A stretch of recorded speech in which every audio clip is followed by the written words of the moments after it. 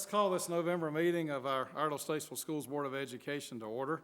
I'd like to welcome everyone here tonight. Looks like we've got kind of a small crowd tonight as we get into the beginning of the holiday season. I know everybody's getting excited about Thanksgiving, Christmas holidays coming up, and I understand school staff have tomorrow as a holiday for Veterans Day, so we want to especially remember our veterans tonight as we have our meeting, and especially during the moment of silence. I'll ask each of us to remember as we pray or meditate about the business that we have before us, keeping the interest of our students as the utmost importance for our meeting tonight, but also to remember the veterans who have served our country and preserved our freedoms and our opportunities to have meetings like this in a democracy.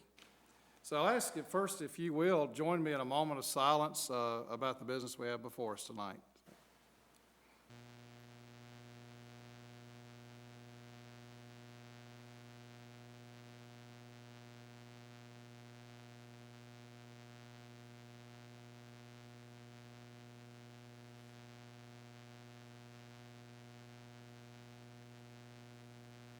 Thank you. Let's stand as we have the color guard from the Statesville High School present the flag.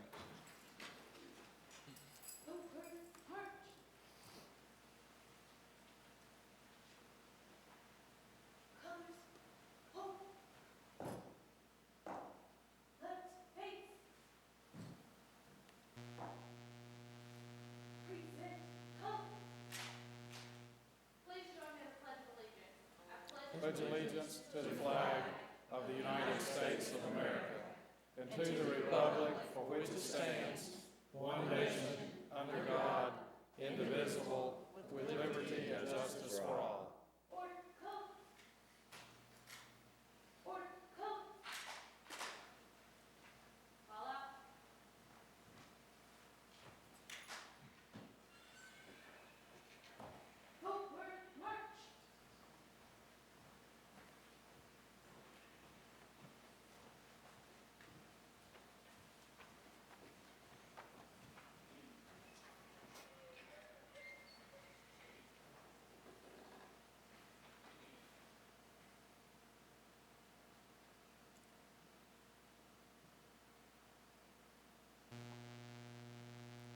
Thank you. Have a seat.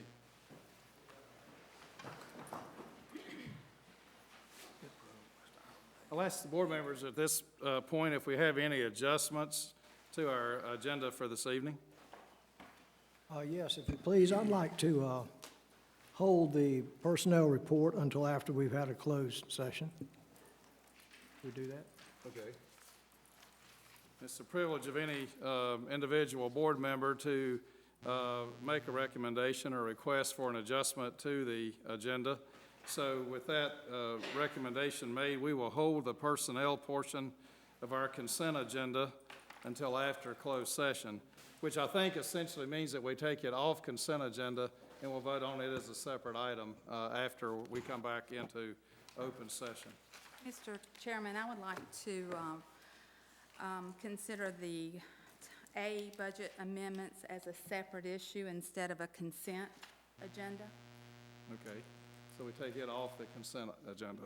So essentially we have no consent agenda tonight. So before we do that and consider these items, let's go ahead and I'll ask you to review the minutes from October 6th Committee of the Whole and October 13th Board of Education meeting minutes, and ask if we can approve those minutes if there are no additions or corrections.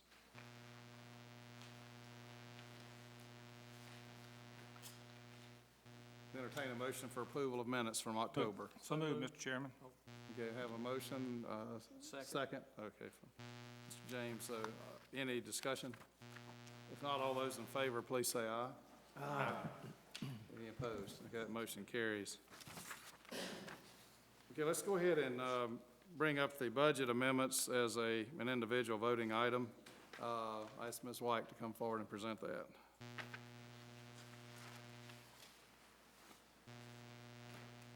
Good evening, members of the board. You have before you a budget amendment that was discussed at the committee of the whole meeting last Monday. It is an amendment for the local current expense fund and the other special revenue fund. I'm just scroll down to it. The local current expense fund, the budget amendment calls to appropriate an additional $1.2 million in fund balance. That additional appropriation is to budget for some additional classroom teachers and for additional amounts that will be due to charter schools due to higher than expected enrollment of our students in charter schools.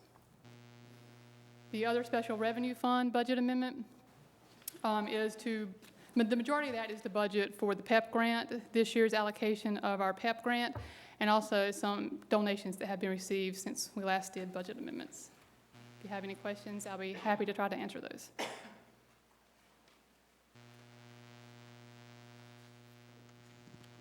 questions or comments?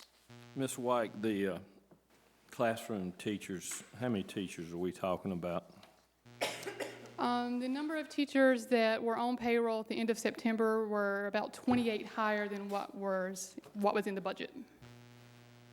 So there was 28, we're overhired 28, is that correct? Correct. Can you tell me, would you go over again how that happened? I provide to Executive Cabinet and to the Human Resources Department the amount of positions that the state and local budget can sustain with the target goal of reducing the amount of fund balance that will be used. And then once that is all agreed upon, Human Resources moves forward with staffing the schools accordingly. When did we have the state budget? I believe, I looked back in a memo I sent to Executive Cabinet dated August 2nd, so it must have been around the end of July, 1st of August. When were we presented the budget that we approved? That was probably at the September board meeting. September 8th, I believe, is correct. Does that sound right? It would have had to, it wouldn't have been at the August, so it would have been at the next one, right? Okay. My question is if we knew how much we had, how are we 28 teachers over? Well, I would probably not to try to defer. If I could answer your question, I would, but the staffing is done outside of the realm of my purview, so. Mr. Chairman, Mr. Johnson, who can answer that question? I think I can answer that question for you. Thank you. We work in conjunction with the Finance Department and the Personnel Office to staff these positions. We knew that with the growth in charter schools that we were shooting at a moving target. That has been the case for several years now, and it will continue to be an issue for us, particularly next year with the opening of 3 more charter schools. Until we get those solid numbers in, we really don't know what our student allotment is going to be. This year, we knew that we were 28 teachers over, and we talked to our principals about that and felt like that these 28 positions were critical positions. And in conversations with the principals, we could not identify teachers that we could reduce without significantly impacting our schools. Now, if you direct us otherwise tonight, we can certainly fix this, and we can balance this budget and take that $1.2 million out for those 28 teachers. But to do that, this is going to require a tremendous paradigm shift in the work that we do. For example, we currently have AP classes with less than 15 children in them. If we don't do this, then we will have to put a model in place that says that in our district, we're not going to have AP classes with small numbers. Those children will then be required to do an online class. We also have worked very hard to make sure that our class sizes are reasonable. And right now, they're not perfect, but we do have reasonable class sizes with some exceptions. PE is an area that's getting very, very large. But we've also got to come to the realization that in our district, we're going to have to start having combo classes. And for those members of the audience that may not know what a combo class is, That means we're gonna have to go to elementary schools, and we're gonna have to start putting 2 grade levels under 1 teacher's supervision. Those are not things that we want to do. It's not things that we recommend, but it is the reality. Now, when we built up our fund balance, and our fund balance a few years ago was at $11 million. And we were criticized at that time because folks said, you're sitting on too much money, but we moved a lot of our jobs bill money and our federal stimulus dollars to our local fund balance in preparation for what we knew was going to be some tough years. So for the last 2 years, we have depended on fund balance to help maintain low class sizes and some programs. Last year, we worked really hard to balance the budget, and at the end of June, we were within $100,000 of having that done. But this summer, the reality of the political climate that we're in caught us off guard. And so what we're bringing you tonight is the best response that we can come up with to maintain what we're doing in our school system and continue a 3rd year of funding critical positions out of fund balance with the hope that the General Assembly is going to start restoring some of the cuts that they've made since 2008. I realize that that may not be a political reality in North Carolina, but that gives us this school year to get our community used to the idea that there's going to have to be some draconian cuts put in place next school year that nobody is going to support.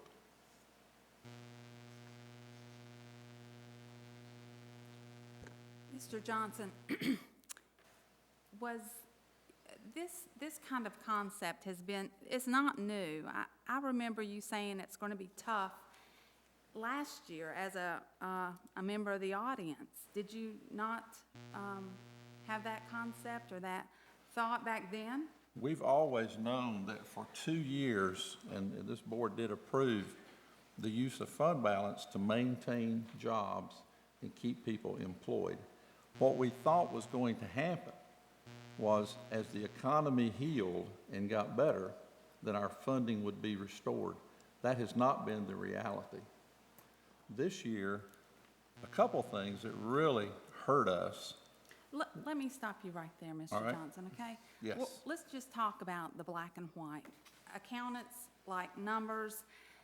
We can't, we can wish all we want. I wish my husband sold more garden seeds, but he doesn't.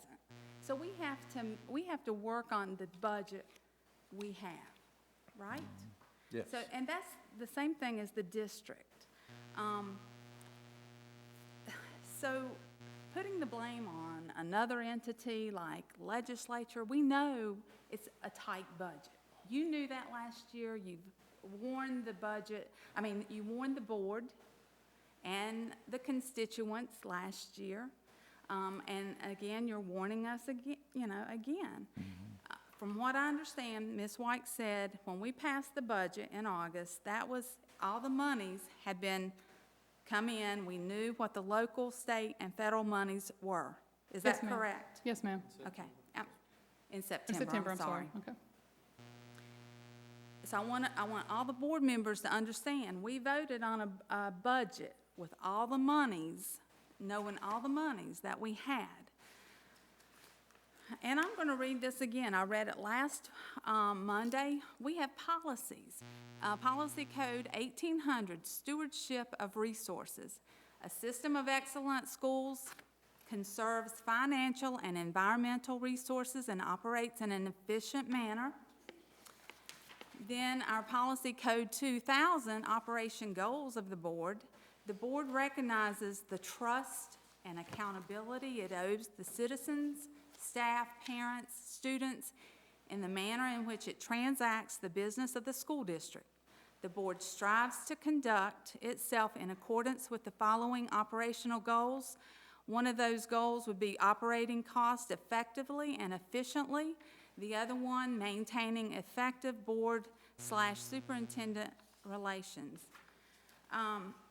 We just had a vote. Last week, the voters, taxpayers and voters of Iredell County passed the school bonds, and I want to thank them for that.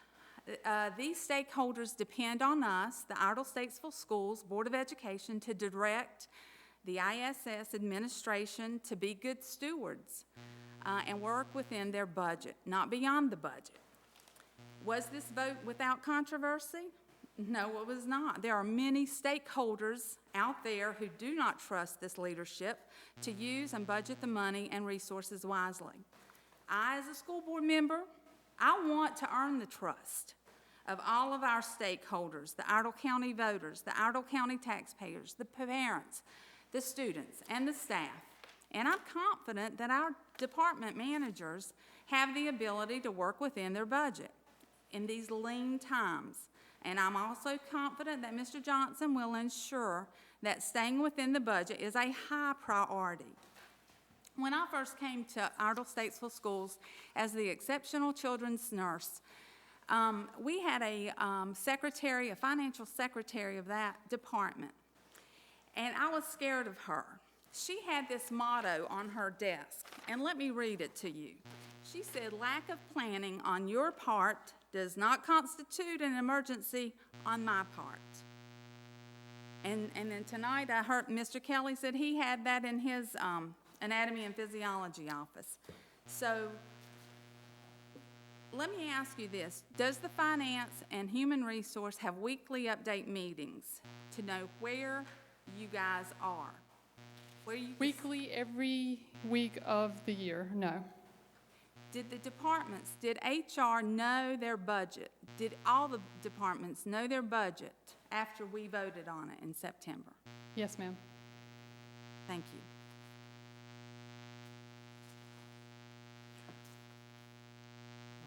Ms. White, to continue on this, and I'm sorry we're putting you through this, but just some questions. You provided us, and thank you for doing that, a lot of information. I've got the local current expense balance fund projection. Do you have that with you? I do not, no. Okay. It shows, you've done a lot of research here. It shows our balance projected, our balance at the start of this year is 6.6 million, okay? Right. And you've got us using 1.7. Does that does include this 1.2? Assumes that this budget amendment passes, yes, sir. Okay, so that leaves us 4.9.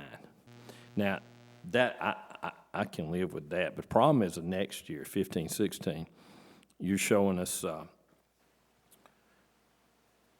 looking at, you've got a starting point of the prior budget, child nutrition, indirect cost, adjustment tech, adjustment grants, expansion and other. You also have $1 million increase in county funding figured into that, is that correct? That's correct. Okay. And it shows us with the projected balance at the end of 15, 16 being a little under $500,000, is that correct? Right, and so you But- also note that on that worksheet, it says this Worst assumes case, no- worst case scenario. No changes. Right, Yep. worst case scenario, I understand that. Now, Mr. Johnson, the understanding that you're getting from Raleigh is cut for next year? When I was in Raleigh last week, Philip Price, the CFO for DPI, I pointedly asked him that, did he think that we were going to experience a 2% cut from the state next calendar year? His reply is that's what they have heard from the governor's office, that state revenues are far below projections. So DPI itself is preparing for a 2% budget cut next year, and they have recommended that school districts at least begin the discussion of what that will look like in your district. How much would 2% be to us and round it off? $2 million. $2 million. So we're saying, Ms. White, what do we like to have? What would be our working expense balance, our fund balance? What would we like to have? Historically, we've said we'd like for it to not go below $3.5 million. That was before we took on the technology lease for the Apple computers. So we know, I've talked to the board before about the timing difference between when you make your last lease payment and when you resell the computers to recoup some of your lease payment expense. But What could we possibly, do we have an idea on what we might could recoup if we sell at the end of 3 years? Based on historical research on the value of the MacBook Airs and talking to Mooresville Graded, talking to Apple representatives, we estimate, $3 to $3.3 million. Would that money have to be used to purchase new computers? No, sir. We have the money to purchase the new computers. It would not have to be used to purchase new computers if the board chooses not to purchase new computers. Will we need it, if we decide to continue with our one-on-one initiative and we buy new MacBooks at the end of this term, when these, at 3 years old, if we sell these, will that 3.3 have to be used to purchase new MacBooks? It will have to go towards a purchase or a lease, yes, sir. Okay, so if we're gonna keep the computers, that's a wash. We really don't get it back. We're gonna have to spend it plus more money, correct?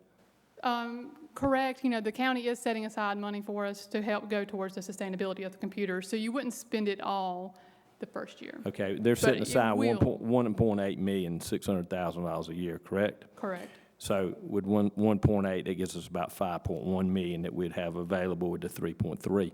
What did the computers cost us this year? This year, Total, what was the total cost for the MacBooks we bought this year? is a little over $11 million. A little over $11 million. So in best case scenario is, in when we sell these, we'll have, and with this, what the county's putting in savings for us, we'll have half as much money. We'll be about 5.5 million short on buying new MacBooks. Now, with that said, is anything incorrect with what I just said? I do not believe so. Thank you. I'm looking at this, and this is what bothers me, and it should bother the rest of the board, is the 15-16 number. This projection of $500,000 left in fund balance does not reflect the probable or possible 2% or $2 million decrease from DPI, does it? No, sir. So if we do lose that $2 million, which is what's being projected, our fund balance of $500,000 is now a negative $1.5 million. Would that be correct? That would be correct. And just let me say that was by no means going to catch every possible I understand, concern but that we would we're have. just looking kind of at the numbers we got. So we're sitting here today, and that also includes a possible $1 million increase from the county. That's right. If we did not get that $1 million increase, then we could actually be another $1 million in the hole, so we would be $2.5 million in the hole. It's a possibility, correct? It's a possibility, but we could never pass a budget that would put us in the hole. Well, if we lost two, if we're, okay, fine, I hope we don't. And that's my point. My point is, and Mr. Johnson, you've been warning us, and I've been listening to the warnings. And the warnings is when you really start looking at the facts and the numbers, 15-16 is scary. Very scary. And that's why I'm very concerned with what we're doing, what we're sitting here being asked today. Two things bother me. Number one, it's November. And now we find out y'all probably knew in September. And so it should have been in the original budget. This would have been a lot easier to swallow in the original budget than today. And we have approved, we are approving, this board approved $150,000 on additional supplements to 13 principals since I've been on the board. We could go back and look at some other expenditures, and these are yearly expenditures. It really bothers me that we're having to go, and the one thing I do not want to do is I do not want to remove 25 teachers from the classroom. I think that's totally unacceptable. Is there anywhere we can get this money other than fund balance? You can go to the county commissioners. In the last 6 years, we have not had any of our requests honored totally by the county commissioners. So we can go back to them and say, we need your help.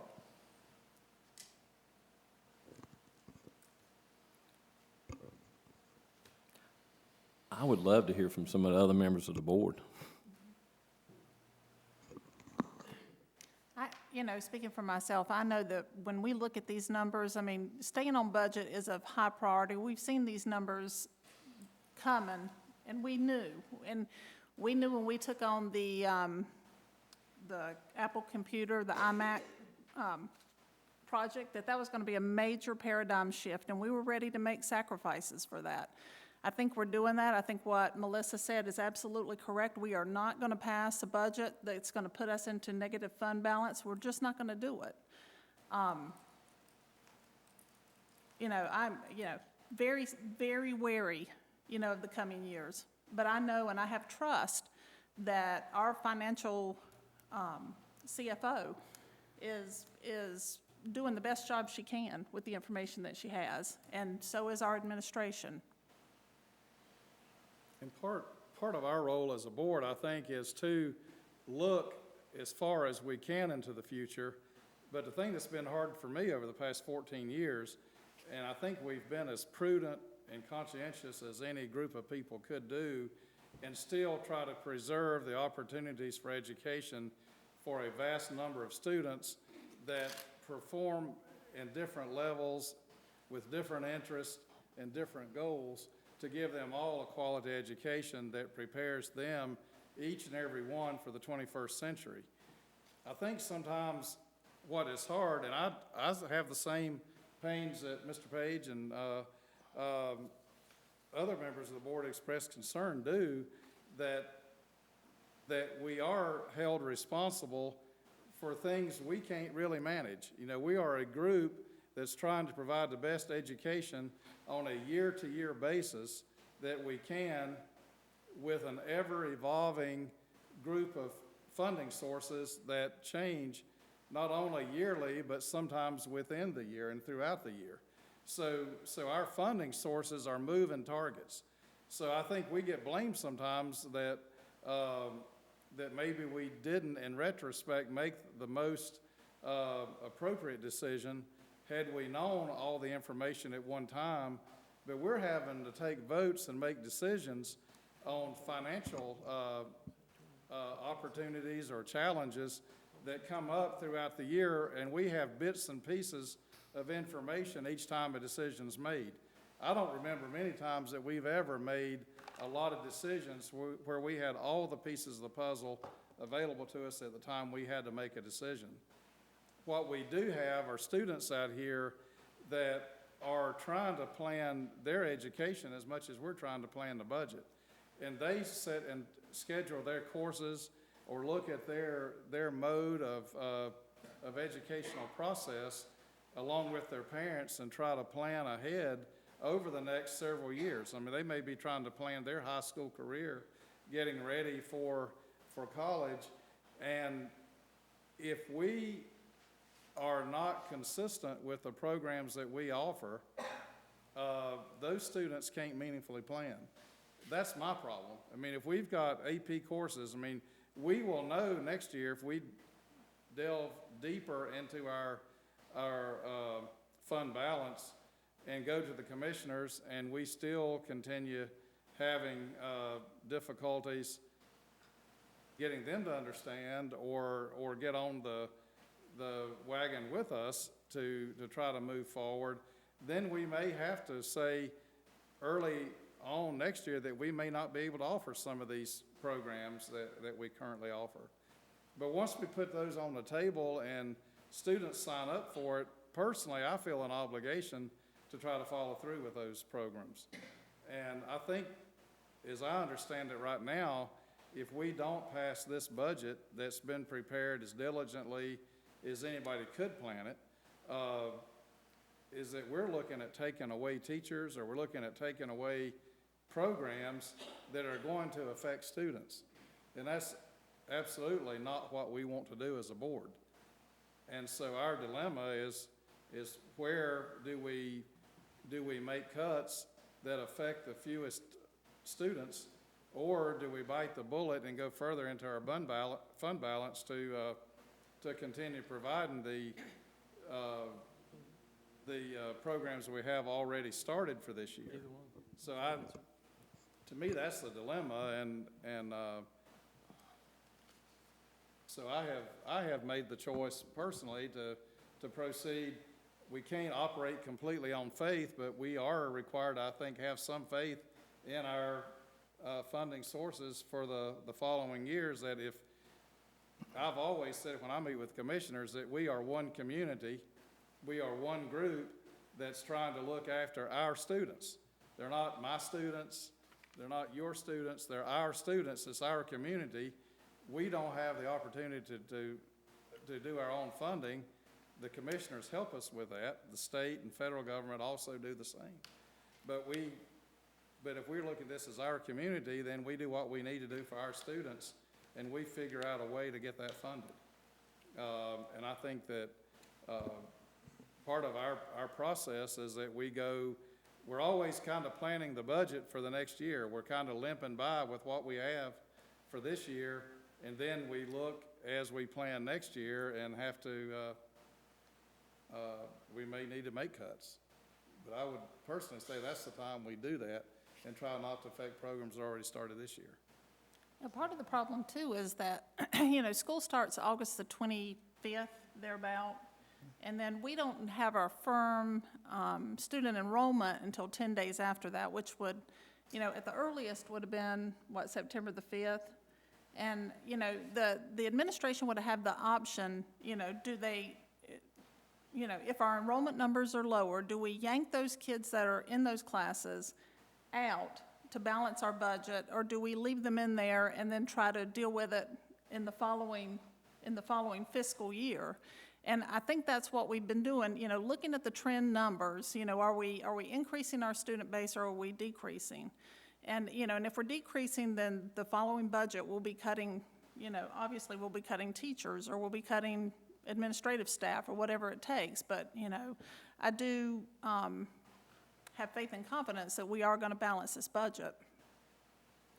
No, I think the numbers speak for themselves. They've been dropping the last several years, and there's a relationship breakdown there between the county understanding of what we strategically need.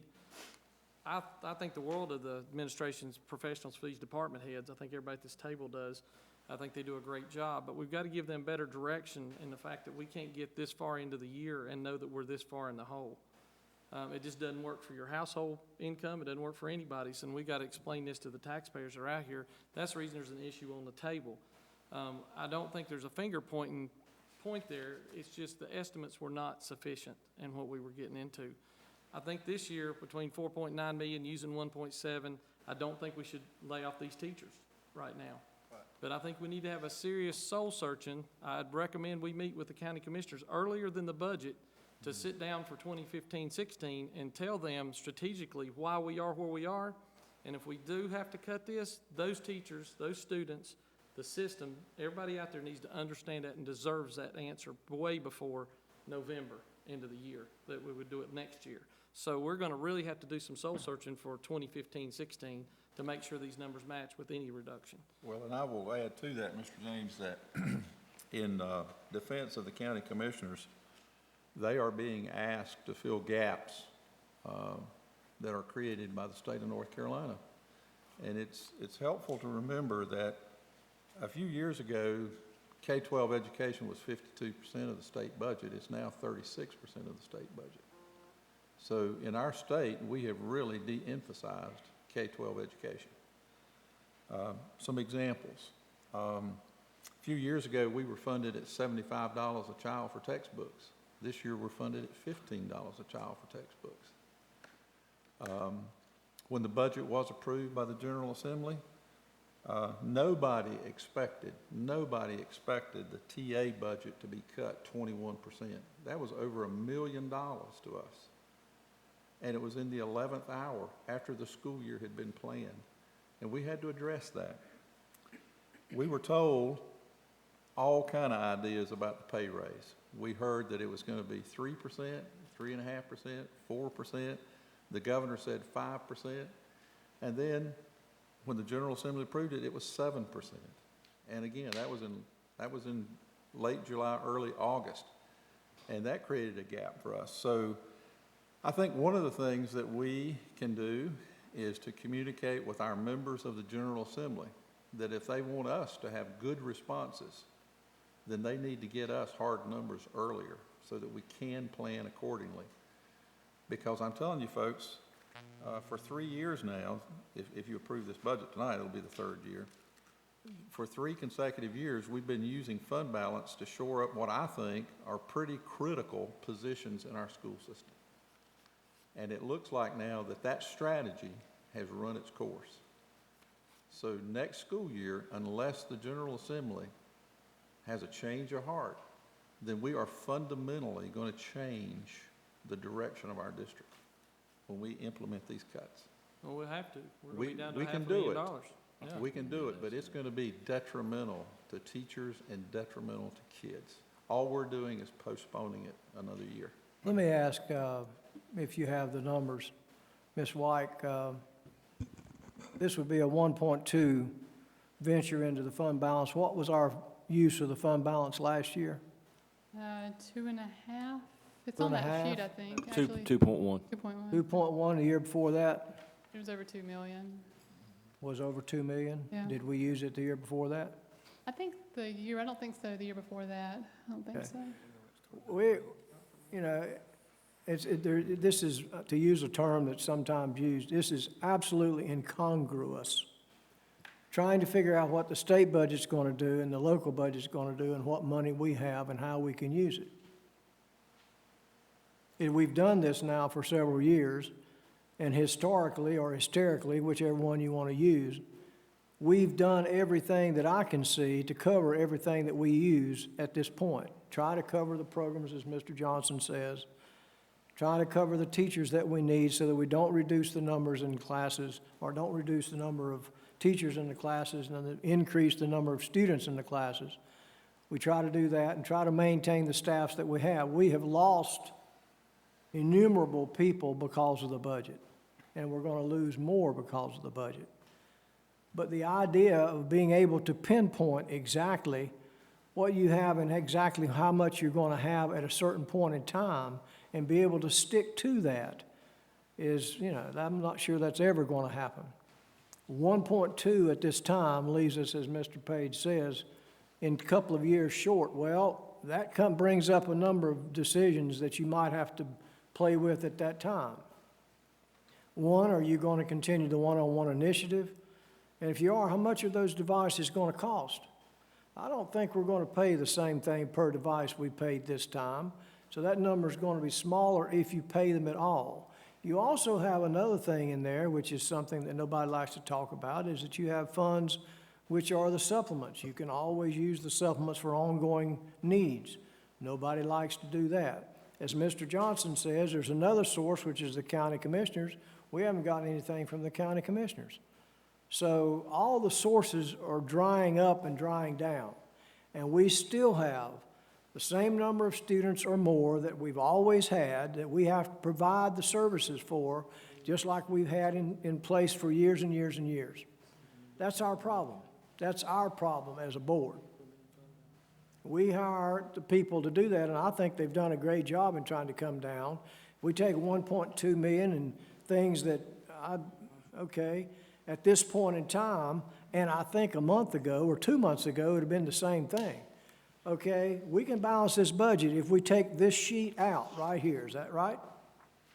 If we take this sheet out, it has 1.24680 out of the budget. We balance the budget. It would not be balanced, no, sir. It'd be closer to balance. Be closer. Be closer to balance. That right there answers the whole question. Closer to balance. We don't even know what that number exactly is. It's a moving target. This is the best movement we have at this particular time to cover the programs that we have. If we don't do this, we delete everything on this sheet. And the top of the list are classroom teachers. And I don't think we want to do that at this point. So next year, as he says, we're going to come up against some of the same things again. Or we're going to have to use the fund balance again. Is that what we need to go to? Do we want to use all the fund balance and then maybe the county commissioner, whatever, I don't know. But this is what we're at right now, and this is what we have to cover what we do this year. We have to cover the charter school expense. no matter what Have to we cover do. that We expense, have to yes, absolutely sir. cover the 200,000. Sir. And what some people don't understand is, we do not have to have a fund balance as a school system. By law, we do not have to have a fund balance. The county commissioners have to have one, and it maintains at 8%. They normally keep it at 14%, and right now it's over $40 million, the county commissioners.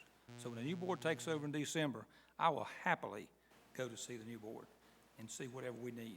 Have no problem with that. But right now, we've got to have the charter school money, and we've got to keep the other money, keep our teachers. They're taxpayers too, and the commissioners ought to see that automatically. They're voters, they're taxpayers. So, we're not broke yet, but we've got to keep a real close eye. I don't think there's anybody here wanting to take teachers out. I know will vote against anything that would take the teachers out of the classroom. My point is, we have got to quit spending money on other things. We've got to make the teachers the most important. The disappointing thing is from what I've heard now, evidently administration, Mr. Johnson, correct me if I'm wrong, knew in September that we were short, the budget was going to be short. Is that correct?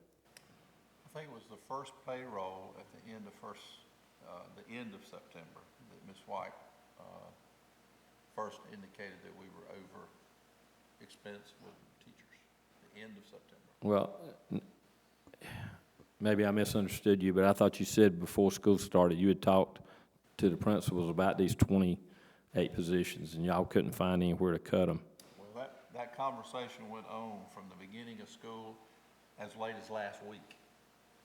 And So we had an idea then, is that? we were sweating bullets. Okay. Yes, sir. We didn't know what our charter school enrollment was going to look like. We knew it was going to be bad, but we didn't know what numbers. And it'll be even tougher next year.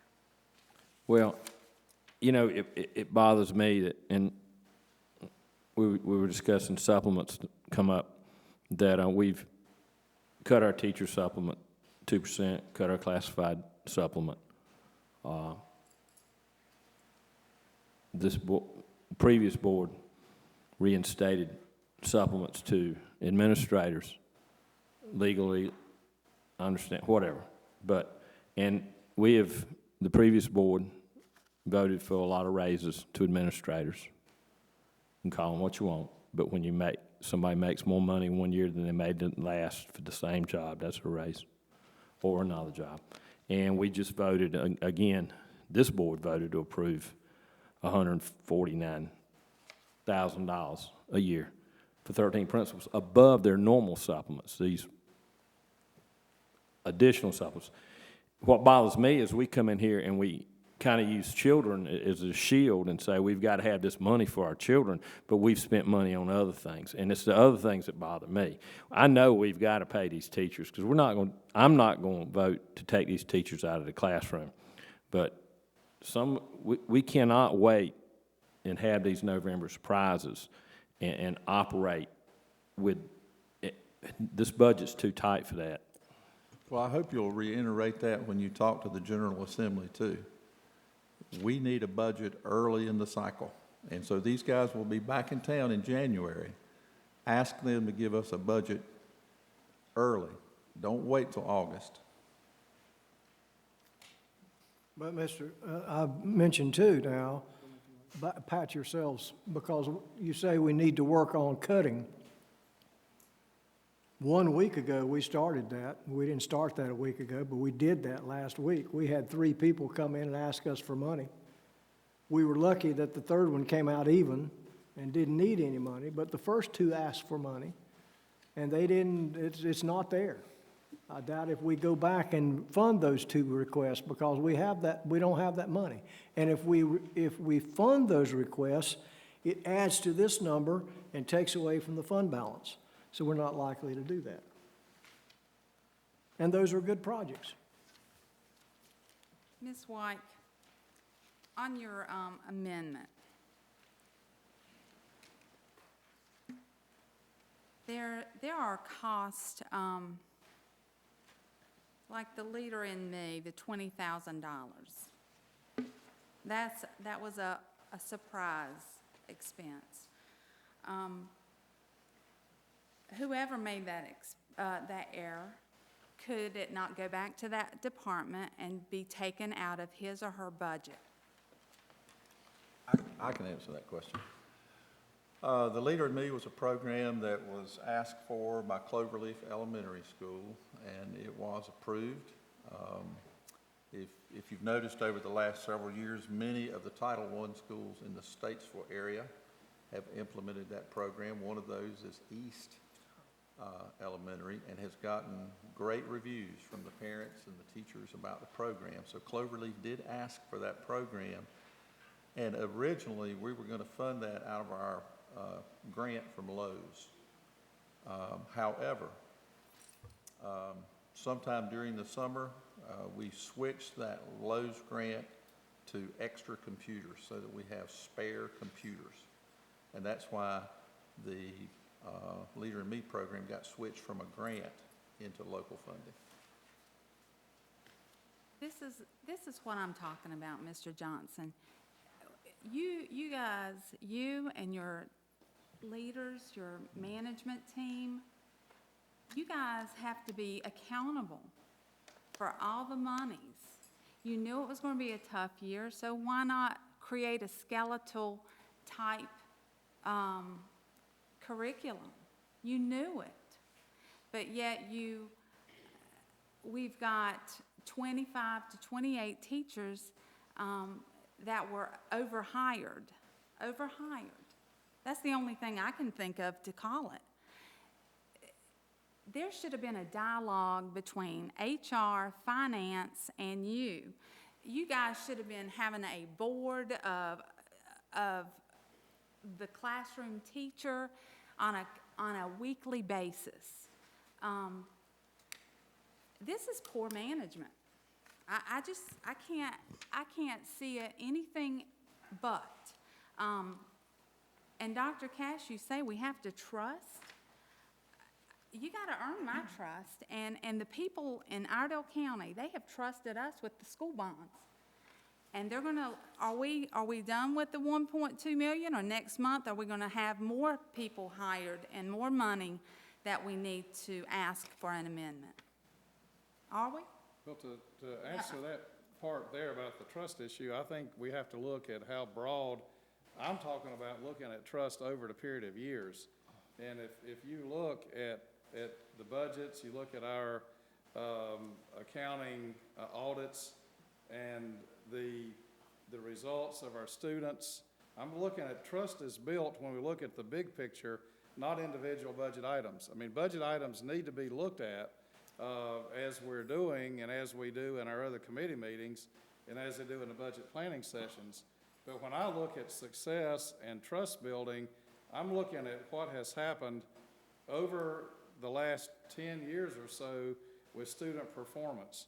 And I won't belabor it now because I know the audience is probably wanting to move on a little bit too, but the performance of the students in a lot of areas that we measure, graduation rates, SAT scores, scholarship receipts, I mean, all these things where we see evidence of student successes, that's, to me, the success of this system is measured. And when we can do that and still be findings free on our audits, it shows that the big picture, things are taken care of. Okay, And so and let me ask you again.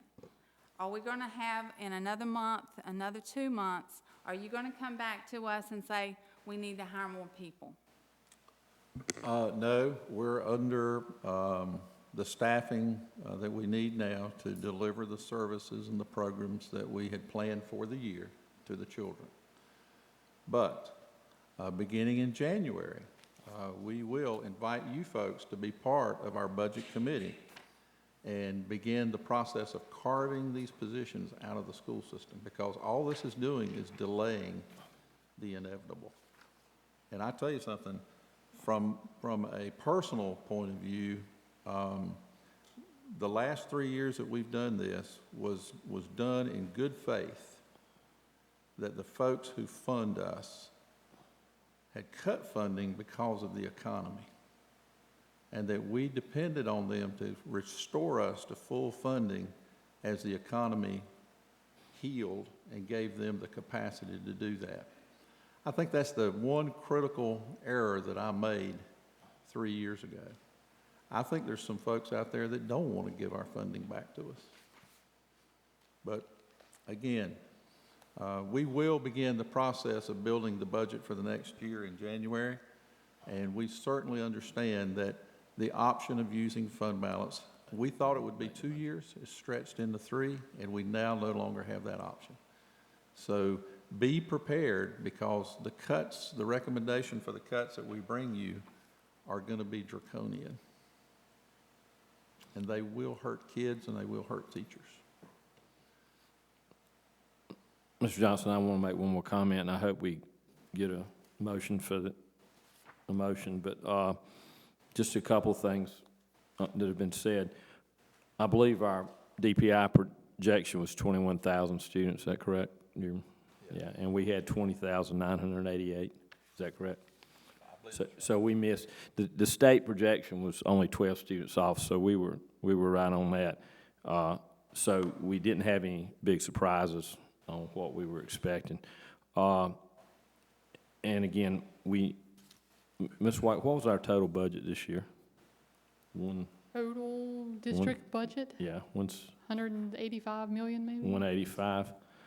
So it was 185 million this year. Do you know right offhand what it was last year? I think it was about 175. 13, 14. What I'm reading here says 166.8. Is that, so we? Got it, so, Okay, all right. I just wondered if you knew, because that puts us about, we had about $20 million more in our budget this year. Well, you have to remember, the state gave raises. Okay. and that's- So a lot of it was taken about raises, I understand that.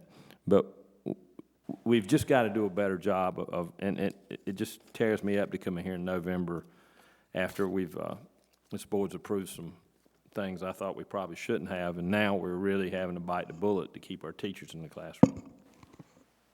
I'd like to make a motion that we approve the budget amendments as presented. Second. Motion approved and a second from Ms. Bonham. Any further discussion? If not, all those in favor of the motion, please say aye. Aye. Any opposed? No, Okay, the vote's 6-1 in favor of the motion. Okay, thank you, Ms. White. We will, again, hold the personnel portion of the agenda until we have closed session, and then we'll come back and vote on that. Let's move into the recognition portion of our meeting. Have the Community Schools Award, Ms. Weiberg.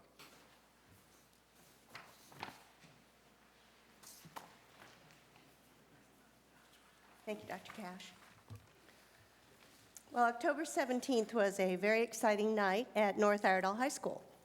South High was in the house for a crosstown rivalry game.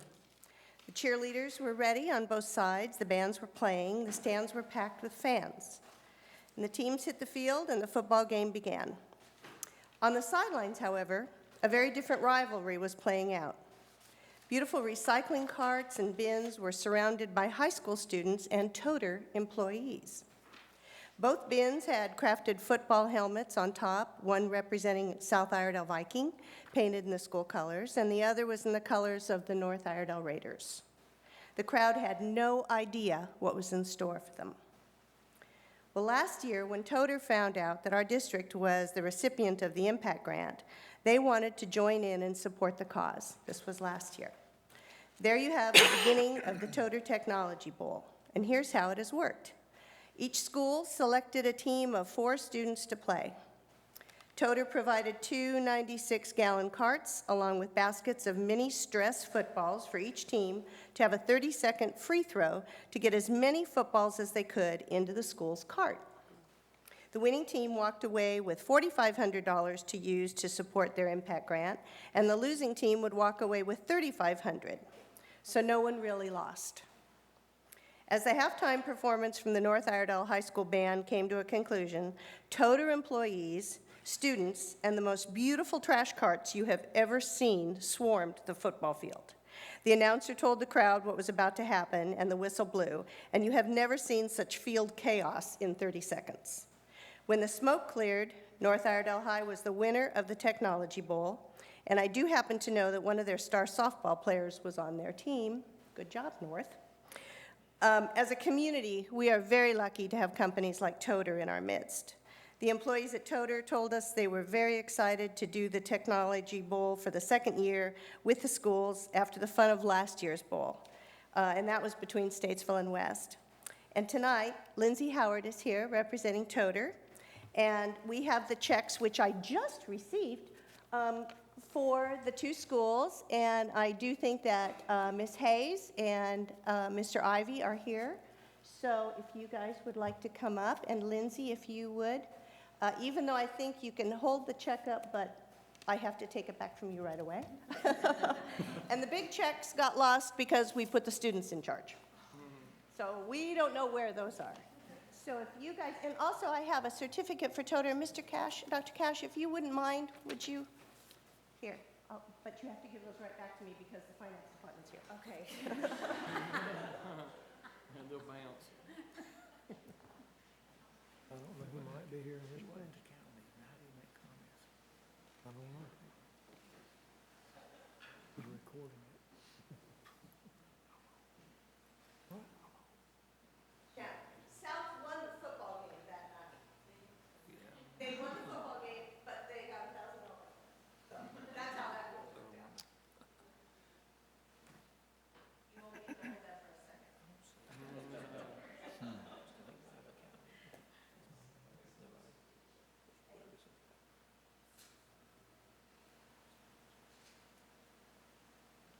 Thank you very much. And Lindsay, thank you. That is just an amazing thing that Toter does for our schools. Yes, that's it.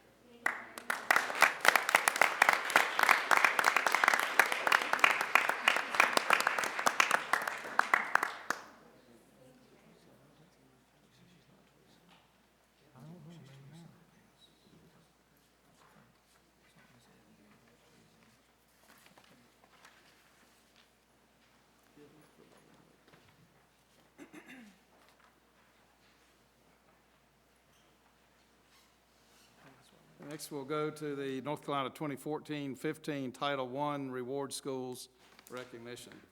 Mr. Johnson.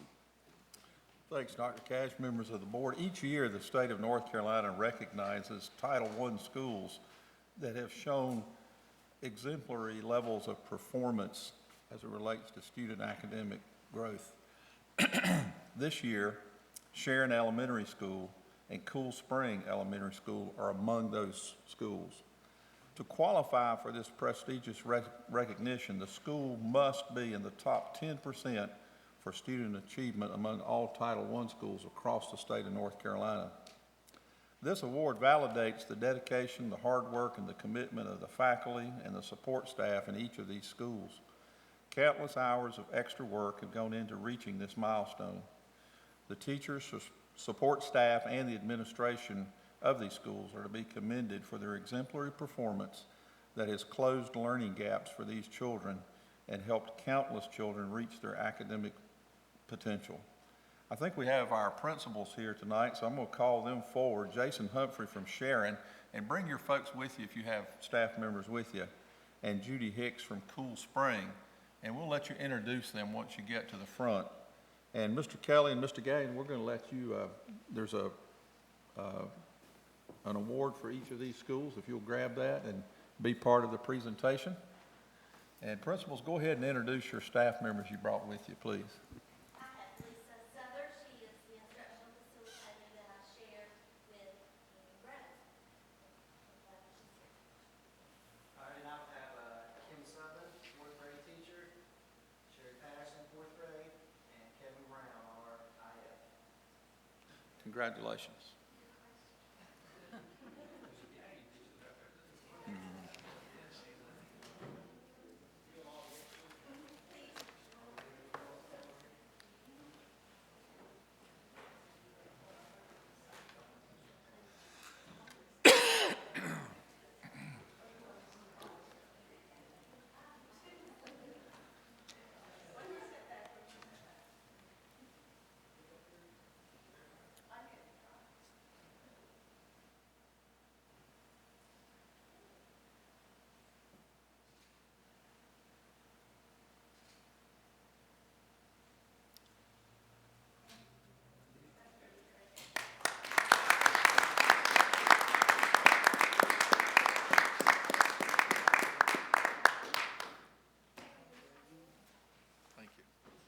Carricker, I saw you standing back there. Would you like to make any comments?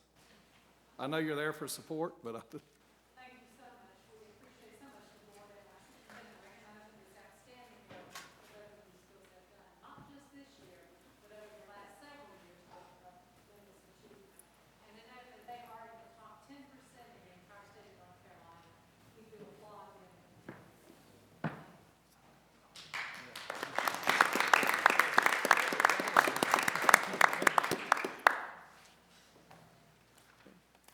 next recognition is a service recognition. Ms. White.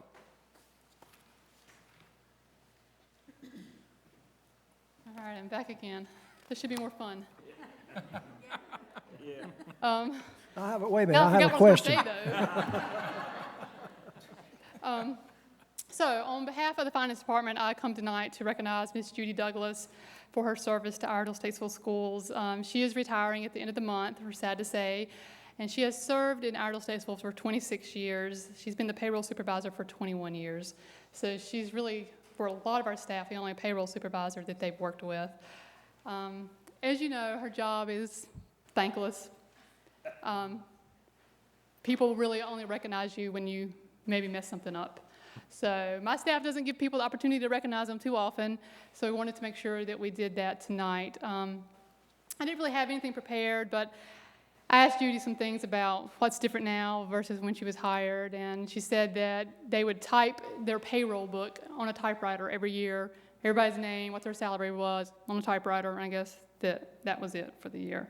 I thought it was kind of funny. She said when she was hired that she was working in Charlotte, and there was an opening for the school system, so she went to the office, talked to someone, and the person she needed to talk to wasn't there, and she was like, well, I've got to get to work. I'm not going to be able to stay. And the girl was like, well, here's the phone. You just call them, and you tell them you're going to be late. So we were that close to not getting her, so we're very fortunate. She said that she's worked for 6 finance officers, 4 human resources directors, and 7 superintendents. You know, payroll they don't care what's going on in your life. Our employees don't. They don't care what the weather is. They don't care what disaster happens. They just want their paycheck. And we could always count on Judy. They crashed one night. They were getting ready to print paychecks. I think she said it looked like Japanese. So they had to stay all night and redo the payroll. Maintenance had to bring her to work sometimes in the snow, literally. So she's a very dedicated employee. She's so professional. She's so funny to have in our department. She's always a joy to work with. I would work through some stuff, and I would think maybe if we had done something wrong, and I'd go tell Judy, and nope, she was right. I had done something wrong. So very fortunate to have been able to work with her and to learn from her these past 6 years. She's such a generous person. We're really going to miss her friendship, and we're very excited for her, though.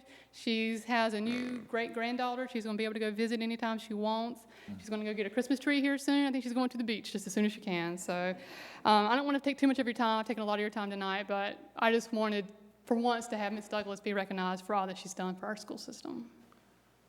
Judy, while you make your way to the front, and Dr. Cash, if you don't mind presenting this along with Ms. White, I'd just like to add, too, that Judy is from the old school.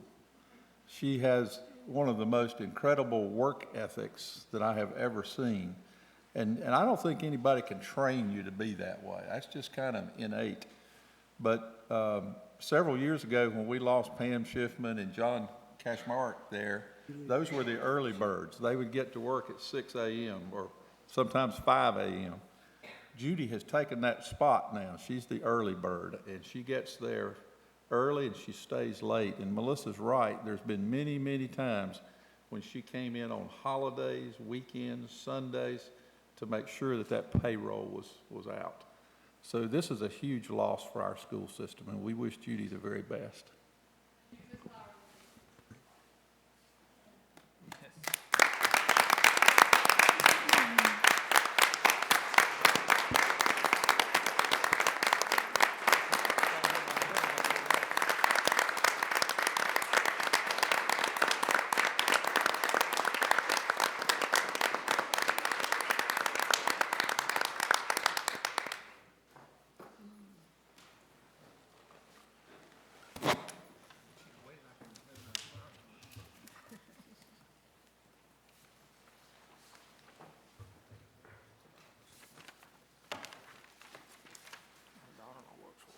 Well, as you can tell, our recognitions are one of our favorite parts of the meeting, although it's bittersweet sometimes when we're saying goodbye to someone who's been with our system as long as Judy has.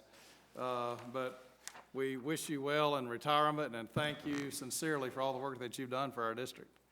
All right, thank you. Dr. Cash, could I Yes, interject sir, here? I know we delayed the personnel report, but we have a gentleman that we'd like to introduce for you, and that way he can go on and get out of here so he can drive home. Would it be okay to? Yes, do and that. we did vote on this personnel decision last week, so this is official. All right, very good. And so tonight we have Phil Harden with us from Rowan County. And Phil, we're going to make you stand up and embarrass you real good here. Mr. Harden is a veteran educator, and when I was looking over his resume today, it is extremely impressive. Let me just share a couple of the highlights with you from his resume. He began his career in public education in Stokes County as a science teacher. He has also served as an adjunct college physics instructor at Rowan Cabarrus Community College. He worked as a science teacher in Rowan Salisbury and also has taught through the North Carolina Teacher Academy Technology Program and actually served as the director of that program. He is served as the Director of Instructional Technology, which certainly impacts the individual classroom teachers in the Rowan Salisbury school system. And his most recent position was Director of Technology for Rowan Salisbury school system, where he served from 2002 to 2006. Excuse me. I said that was his most recent position, but his last position, the one that he retired from, is the Executive Director of Technology, and he served in that capacity from May of 2006 to January of 2014. In that capacity, he had a tremendous workload. He designed and implemented the one-to-one initiative in Rowan Salisbury that deployed 15,000 devices. He developed and implemented a 21st century model teacher program at all 35 schools in the district. He implemented a school-wide enterprise wireless system in all 35 schools and administered and configured the district's 1,200 wireless access points. I also saw a project of his one time, and this just really fascinated me, and I mentioned this to a couple of you folks. He equipped the buses in the Rowan Salisbury with a wireless connection, internet access that supported mobile learning initiatives, and actually created a STEM bus, which is an old Greyhound bus that they repurposed and turned it into a very modern, high-tech classroom that they shared among all of their elementary schools in that district. These folks have won numerous awards from the governor, from the Department of Public Instruction, and other awards throughout the state. We're very excited about him joining us. Phil is a graduate of Catawba College, where he received his Bachelor of Arts degree in chemistry.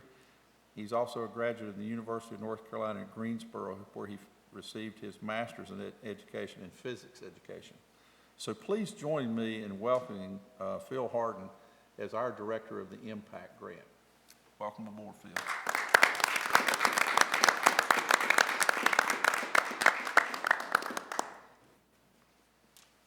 Thank you, and we look forward to working with you. Guess we'll move on now to a few more voting items on the non-consent agenda, and then we have quite a few first readings of policy changes that have been sent down from the state level. Start with our school improvement plans. Dr. Taylor, this is a voting item.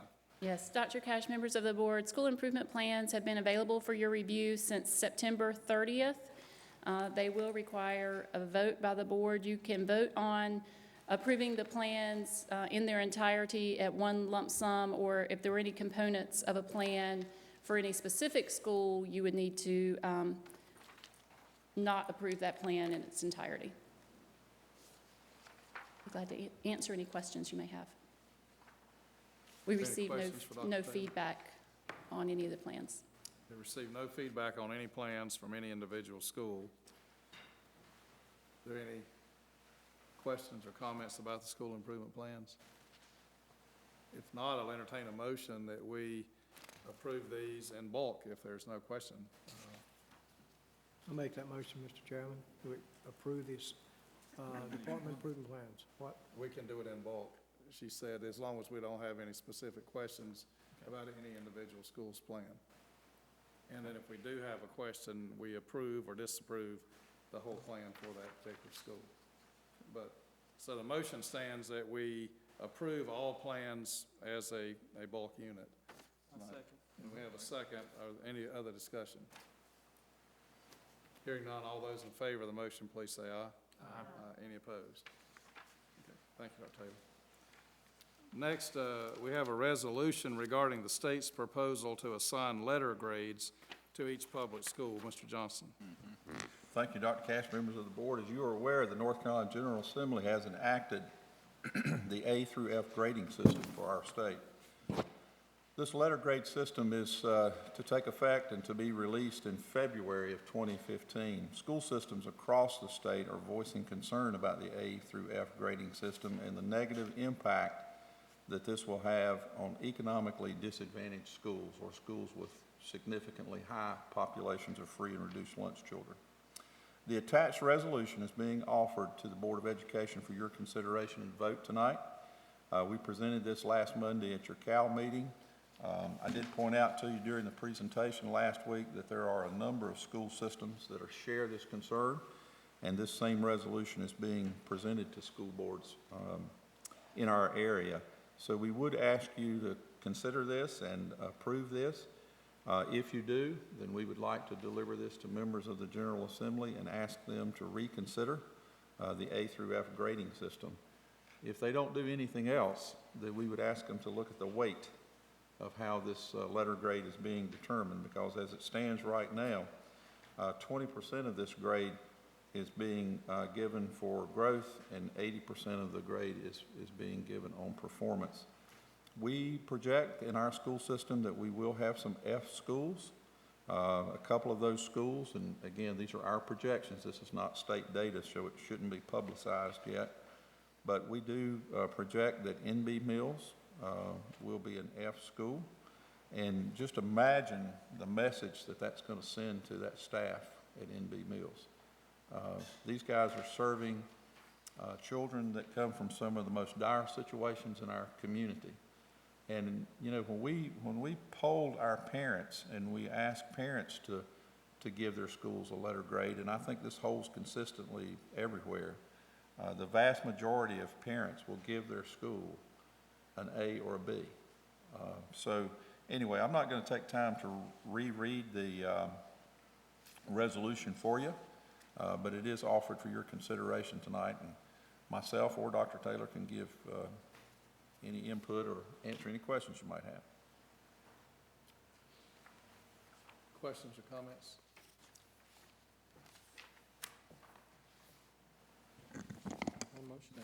I make a motion that we send, support this letter, this resolution. Second. Have a motion and a second to approve the resolution by our board. Is there any other comments or discussion?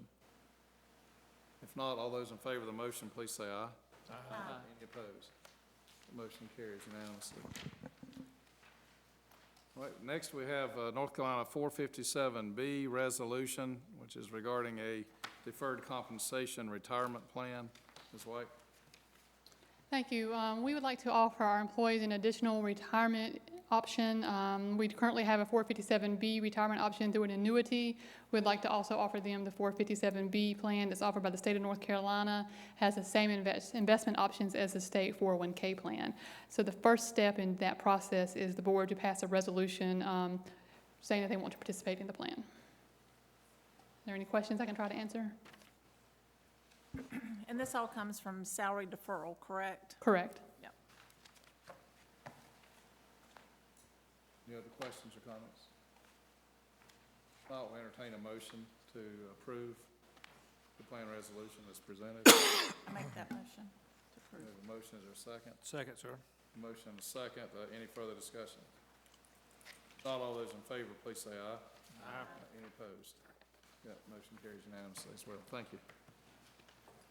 Next, we have policy number 2335, advanced delivery of meeting materials, and this is a second reading and will require a vote. Mr. Armstrong. Dr. Cash, members of the board, Mr. Johnson, have before you policy number 2335, second reading. Policy 2335 is being amended to reflect the advanced delivery of meeting materials for the 5 days for the committee of the whole meeting and 3 days for the Board of Education meeting. And just asking tonight for a vote for the approval of that amended policy. I think we've discussed this at the last couple of meetings for at least 2 months, since this is a second reading. Is there any questions? We have a motion, okay. Have a motion and a second, Ms. Haynes. Is that, okay, any further discussion? Thanks, Kelly, for doing a great job you're doing these. She's had to adjust her schedule, so thank you. Yes. All right, if no other discussion, all those in favor of the motion, please say aye. Aye. Any opposed? Thank you. Motion carries. Next, our last voting item, I think, is item F, the resolution supporting local control of school calendars. Mr. Johnson. Dr. Cash, members of the board, this is almost an annual resolution that we bring forth each year and share with the General Assembly. You've approved this before in previous years, and we would just ask that you please consider supporting this resolution, which would petition the General Assembly to allow local boards of education to build and set their calendars. Do you have any comments or discussion about that? This is something that we all need to be contacting all our legislators about. We need to wear them out on this as well as the money concern. Are we trying to apply for, I know they say they don't give any academic waivers, but due to the fact we have several early college programs, are we trying to get a waiver? Mm-hmm. Yes, Dr. Taylor has already sent those to Raleigh. Very good, thank you. I make a motion, we support this resolution. Okay, got a motion, is there a second? Second, Mr. Chairman. Motion and a second. Any further discussion? If not, all in favor, please say aye. Aye. Any opposed? That motion carries unanimously as well. Well, next we have several first readings of policy changes. First group, I think, is from Dr. Taylor. We have some from Dr. Lassane. Dr. Miller, I believe, covers it all. So however you all want to present those to us in block or in groups, however. Okay, I have several. So the first one is policy 3210.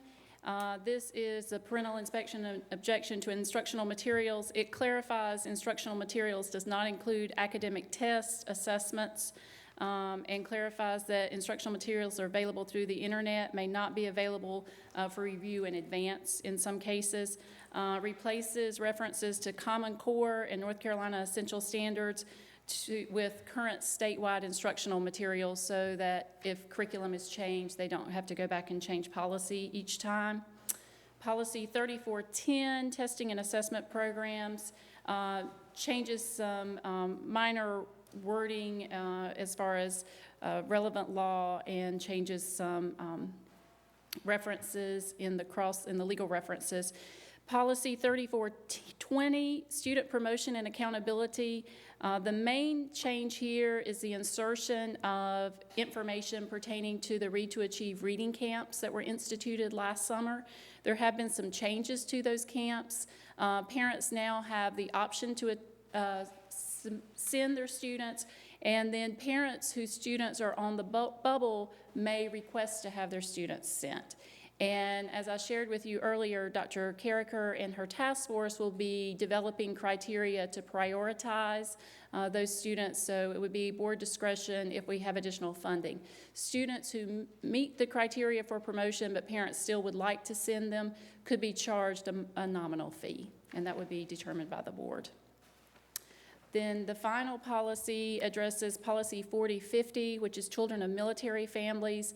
We do not currently have a policy 4050, so we recommend just approving that one in its entirety. So, Questions or comments about these first several policies presented by Dr. Taylor? they'll sit for review for 30 days. Thank you. Next, Dr. Lassane. Good evening, Dr. Cash, Mr. Johnson, members of the board. For this month, regarding the personnel-related policies for first reading, we have Policy 7100, which is recruitment and selection of personnel. These are minor editorial changes for that policy. It'll update the legal references as well as adding a footnote there regarding connection to the policy on teacher contracts.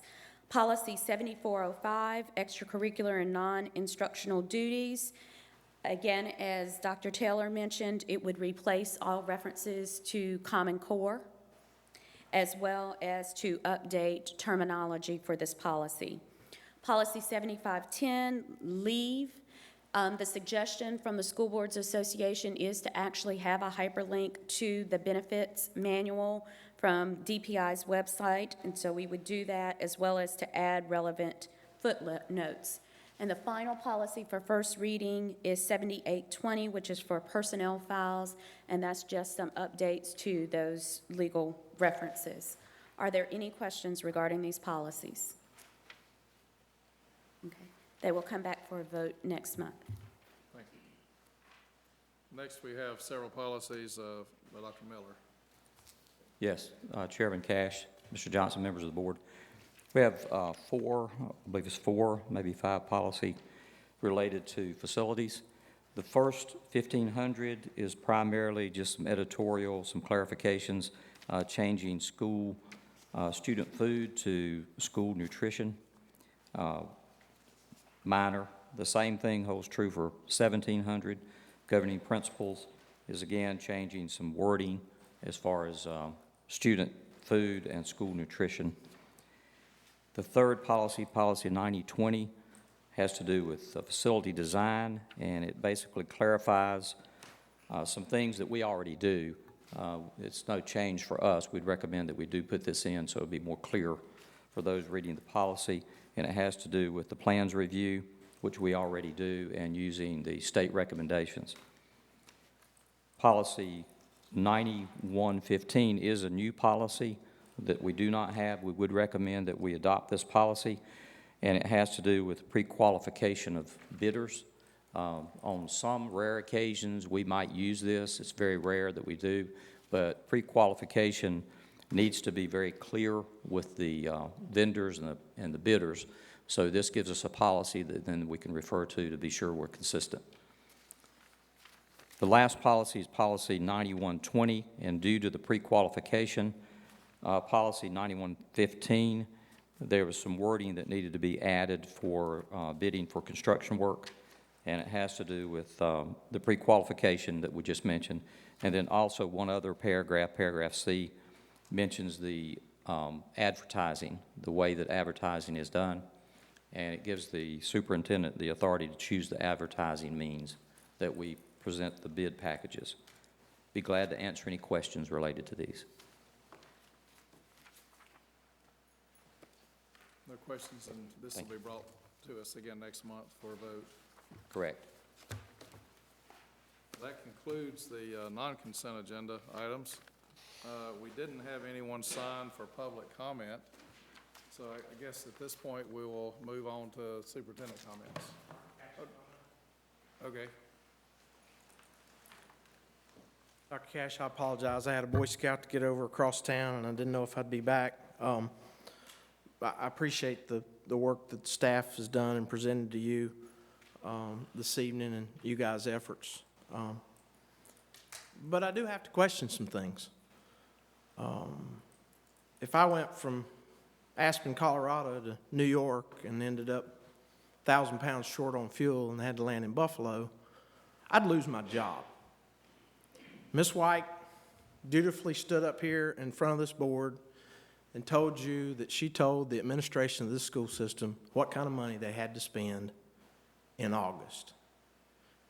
And you 7 folks that were elected by your neighbors, your relatives, and the taxpayers of this county have to suffer, not necessarily with the media, because they're not here tonight, the decision that you voted on just a few minutes ago about spending $1.2 million more after you voted for a budget in September. I'd be very upset if my neighbors had elected me to do that, and then I have to come in 60 days later and say I've got to ask for $1.2 million more out of our savings account. Mr. Page made it very eloquent of the fact that this is not a problem for now. This is a problem for 2015, 2016. And Dr. Lassane, respect her as a human being, it's her job. She was told how many people she ought to have on staff. And she and Mr. Johnson essentially snubbed their noses at you guys and said, we'll take this up 60 days from now. And you're absolutely right. If 4 of you had voted against this $1.2 million, your names would have been mud in the community, not these folks. Mr. Johnson's right. The state budget has shifted. 52% DPI or K-12 money years ago to 36%. But part of the issue is our state budget now pays for students that we don't educate, who are in the social services system, who are in Department of Crime Control and Public Safety. There's a huge paradigm shift. You've got to hold the line and toe the line here. If you're doing everything you can do, and I don't want to speak ill of him, I think he does a great job, but Scott Miller at South Iredell is one of the examples of the fact that we're paying an individual over $24,000 and does not teach a child. He's not certified in the school system to teach a child. He's a great coach. I don't want to lose him. I don't want Mr. Ivy to go tell him that my son's coming next year and he won't play him on the football field. But he's an example. And I'm sure there's 28 of those examples in this $183 million budget that would have saved you to save face in front of the public and the people that you have to talk to about this circumstance. You could have done a better job. Thank you. Anyone else in the audience want to speak to the board? Now we'll move on to superintendent comments. Mr. Johnson. Thank you, Dr. Cash. Members of the board, the 2014 bond referendum has succeeded. This is a great celebration for our community. This referendum is actually a twofold victory for the citizens of Iredell County. First, much-needed expansions and renovation of school facilities will now be possible. But more importantly, this referendum is affirmation to the teachers and the students throughout our community that the citizens of this county value their work and that they are pledged to supporting them in the future. The passage of this referendum confirms that education is a priority in our community. A clear message has been sent that in Iredell County we value our children and that we are committed to investing in their future. This referendum and the improvements that it will fund will pay big dividends to our community for many generations to come. I'd like to take just a moment to thank the parents and the community supporters that launched MIM, Our Schools First. This organization worked tirelessly to promote the passage of the referendum. One of the byproducts of the campaign was the collaboration that took place throughout our county. It was also encouraging to see people from all walks of life come together and work together for a common goal in a spirit of unity. Our sister system of Mooresville Graded School System is to be commended for the leadership and the initiative that they brought to the campaign. Likewise, our colleagues at Mitchell Community College are to be commended for their hard work and commitment to filling the needs of higher education in our community. Throughout our community, this campaign has ignited a positive force for the common good, and I hope and I do believe that it will continue now. We also want to offer sincere thanks to Mooresville and Statesville Chambers of Commerce, and to the many businesses and individuals who made financial contributions to this campaign. To both boards of education, the Facilities Task Force, our county commissioners, we offer a very heartfelt thank you and promise to continue to promote educational opportunities throughout our county. Thanks also to our mayors and our municipal governments for their leadership and support during this campaign, and to every individual that distributed material, made phone calls, put up yard signs, and countless other acts of support.